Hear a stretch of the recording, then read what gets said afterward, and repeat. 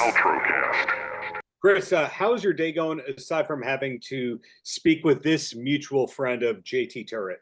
Hey, things could be worse. There you go. Well, getting, right into it, new music from Less Than Jake. We have a music video for, which is fantastic. Australian tour, etc. It sounds like you're gearing up for that go, go, go again of the band. A little bit. We just got home from Europe. We did about 3 weeks over there, and we'll have about 6 weeks off. And yeah, we're going to do the West Coast and New Zealand and Australia, and that'll be another 3 weeks. So, we're trying to do nothing more than 3 weeks at a time. Everyone's got families and different things as we've gotten older. So we do our 2 tours, and then we fill it in with fly-out shows and festival appearances and whatnot. And seems to be working real well. Is the single Not My Problem from a forthcoming full-length album? No. So we recorded a bunch of songs last December, and we're just kind of testing out how it works for us. How do people like one song at a time? Because the majority of our fans have grown up with us. So how do they consume music? And we're still learning. But the thought this time was, and this could change as soon as we hang up here. But the thought this time was just releasing the singles, and maybe next time we'll do a full length. Got it. So if you can take some compliments, or are you maxed out for the day? Compliments. It depends on what. Yeah, let's do it. Your output of the last 5 years has been incredible, because not just Less Than Jake, but the Song Store stuff you've done, the podcast. It seems like you're creating 10 hours a day. Oh, well, thank you. Yeah, it's been, sorry, I'm chewing ice. It's been interesting. I think that people fell under one of two categories during the time away in 2020 and 2021. Mm-hmm. They fell into the category where they, not just musicians, but my friends from all kinds of, backgrounds and whatnot. They either folded or they prospered. There wasn't much in the middle. They either were depressed and angry and didn't know what to do. And that just luckily didn't become an option for me. My mindset was, this could turn south real quick. Immerse yourself in some things that you've been wanting to do for a while, but never really did. The pandemic was horrible. I lost family members from it. I know a lot of people that did. If there's anything to be grateful for, just speaking for myself, I'm grateful that I had that time to kind of reflect and take stock and figure out, kind of who I was outside of the band. Well, going back to the whole podcast thing, it turned out to be accidental networking, because there you are getting to speak with a lot of your heroes. It's a lot cheaper than, say, buying the meet and greets all the time or flying out to see the people, because it seems like you've now met just about everybody that you would have wanted to meet. And the episode that hooked me was the Cheap Trick Rick Nielsen one, where he claimed that he helped conceive you. Yes, he was very forthcoming with that information. That was the other thing about it, that there was a succession of happy accidents that happened, and one of them was that, yes, we were all isolated. Nobody had a social life, and my social life was this. It was on Zoom calls, talking to people, and without knowing it then, I can look back now and say that too is comforting. It got you out of your head for an hour and a half, and you're talking to somebody, and also knowing, whether you talk about it or not, that you're both going through the same thing pretty much. Nothing's open, there's nothing to do. So it how do I say this without sounding jaded? I don't go to Vegas and gamble, because I'm not good. I couldn't have had this work out any better for me. Well, it seems that a lot of celebrities, and I dared call you a celebrity right there, but a lot of prominent people launched their podcast towards the beginning, like March 2020, April 2020, and I think they were done within 3 months. When did you kind of realize that the Zoom-based existence was going to be a long-term play for you? Well, and that whole thing, honestly, the podcast wasn't started because of the pandemic. Right. Everybody thinks that because my podcast started at exactly the same time of what you're saying. They just all popped up: video podcasts, audio podcasts. My friend at Sweetwater Music, Which you're wearing the shirt of. So yes, my rep over there, they were selling more microphones and interface setups for computers than it was like 200% from what they had sold the previous year, just in those items, because people were starting podcasts. So the podcast was started because I'd been writing jingles for some time, and jingles for businesses, songs, custom songs, personal songs for people. And my partner, podcast producer Chris Fafalius, he had said, you should do a podcast. It'll tie in with your songwriting. And it didn't even dawn on me, there's nothing else to do. Might as well start the old cliche, older guy in a band starting a podcast. But I did, and yeah, I started seeing him fall to the wayside. I told Chris when we started, probably about that 3-month point, I said, okay, here's the deal. I'm seeing people dropping off like flies. We're at least doing this until the pandemic's over, whenever that is. And at the time, we didn't know. No one knew, but it ended up being another 18 months or so. And there you have it. yeah, so that's an organic success. Less Than Jake is an organic success that still keeps giving and giving. The Song Store is an organic success. It sounds like the constant thread with all this is you work hard, you stick with it, and you don't follow the trends. You're your own cottage industry. I mean, kind of, yeah, and the fact that the passing of time is on my side. There was a time when I thought it was against me. I thought, oh man, anybody in the music industry. And years ago, it may have been that way. There wasn't pop stars in their 40s back in the 70s. It just didn't really exist. And now the ways we get our music out there, we don't know what's going to go viral.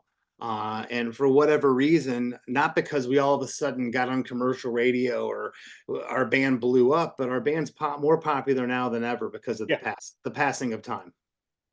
And it's funny to see that these albums that didn't necessarily sell platinum, you say, hey, the 20th anniversary, we're going to play the whole thing, the 25th anniversary. And for some reason, more people are psyched to see it live than bought the record. So we don't know anything anymore. That's where I'm getting at. Yeah, and you just you kind of you take it in stride.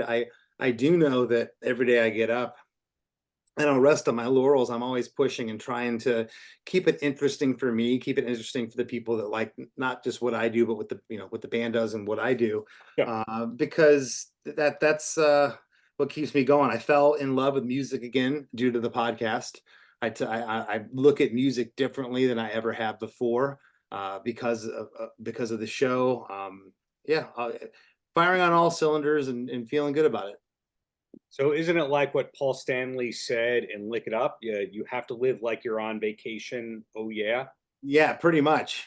Exactly. Okay. Well, the other hot topic I want to speak with you about is, back in the day when people read the liner notes, you were Chris Van Halen in an album or two, we can say, and you know a lot more about Van Halen than your average punk or ska legend, and you're open about the whole thing. So the Sure. last time I had the pleasure of speaking with you, I shoehorned as much Dave and Van Halen in as I could in, but that's before we got all the Dave Wolfgang feud public kind of stuff. Yeah. I think that was before Eddie passed, etc. So have you been following all the Van Halen drama closely over the past few years, or are you able to compartmentalize and love the music without prejudice? Probably a little bit of both. My guitar tech, Brian Forrest, that worked with me for years, he ended up going out with Wolfgang in Oh, yeah, he was out with Wolfgang in 2021, I think 2022. So he was out with Mammoth, and he didn't really hear too much. He said that Valerie Bertinelli brought him cookies one day into the studio or something, and said she was like the house mom, and said she was super cool. As far as David Lee Roth goes, I mean, he's got his niche audience, two people being me and you, Yeah. that listen to what he does, and he is what he is. I I don't can't for the life of me figure out, unless it's for press, because look, David Lee Roth comes from a time when they used to fabricate this stuff for the National Enquirer and for Rolling Stone to sell magazines. Okay, so how do you stay on the internet these days? Maybe you fabricate stories. Is he that mad at Wolfgang? Maybe. I don't know. You two-parter right there. First thing is, I never thought about that before, that he's a man of the times, that maybe all this is to instigate and get press by saying outlandish things. I thought it was just the Diamond Dave character is insane and he's lost the script. But one of the things that I'd outed publicly was that Dave behind the scenes had been saying awful things about Wolfgang. And I put that out there because I heard it from somebody that was working with Dave. And somebody told me, oh, you don't know what you're talking about. Dave was very complimentary of Wolfgang. And then the podcast dropped a month or two later, where Dave said all the awful stuff about Wolfgang. Now, by all accounts, isn't Wolfgang easy to work with and relaxed? I that I don't really know either. I mean, again, I can only go by what my guitar tech said, and he didn't tell me anything. He probably wouldn't tell anybody else. It was a very quiet camp. They'd hang out in the bus, and Wolfgang he was pretty pleasant in that setting. I don't know how he is to people backstage. I don't know how he is, whatever, because look, he was born with a silver spoon in his mouth. It's not the kid's fault. He's a Van Halen. Yeah. I think if anything, he is getting unfairly picked on for being a Van Halen, unfairly castigated for his weight. He puts up with insults and whatever else, and whether you think it's called for or not. Oh, you're in the public eye, you should look a certain way. It's still hurtful. He's up against a lot. I think he turned people's minds with the two shows he played with Taylor Hawkins, because he got up there and smoked. I don't think Joe Satriani, when you closed your eyes, it sounded like Eddie, because that's his son playing it. And Joe's out right now doing the Sammy thing. He's absolutely killing it and making the songs his own.